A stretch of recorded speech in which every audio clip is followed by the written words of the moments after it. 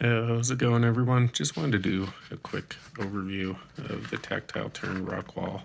I know these aren't the most professional videos I'm doing here, literally holding my phone, but there's nothing else out there currently, and on stuff that people haven't made a video on, I feel like it's at least worthwhile to do a quick one. So, knife, box. It's a maybe 3D printed plastic box, maybe milled, I'm not sure, but magnetic.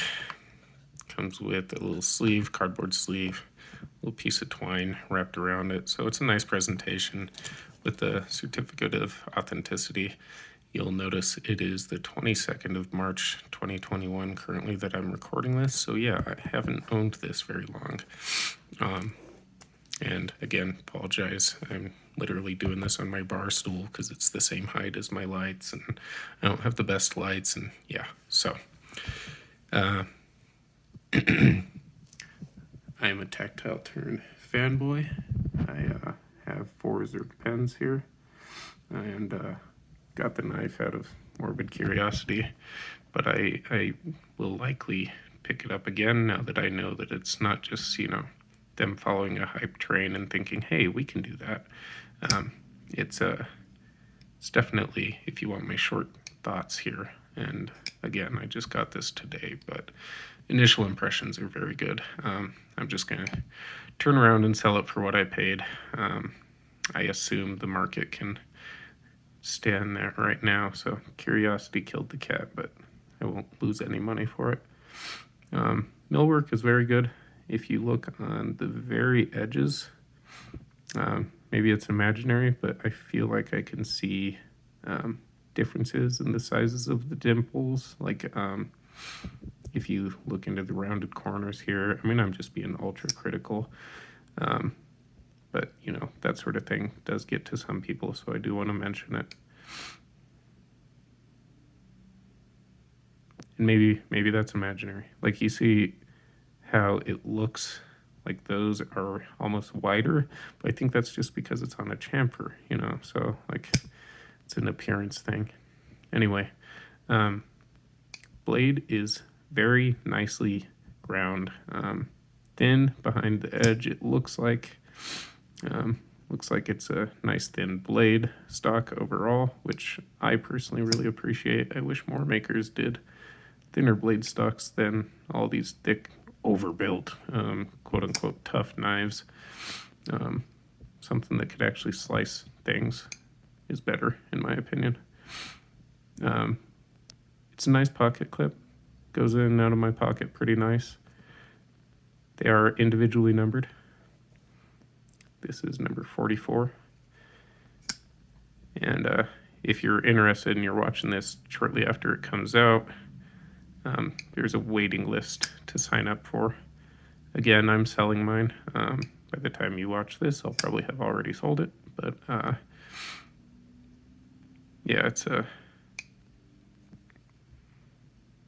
really, really nice little knife. I'm not vertical here, I'm horizontal, so you can't see the closing action really. But it's not drop shut, but it is definitely shake shut.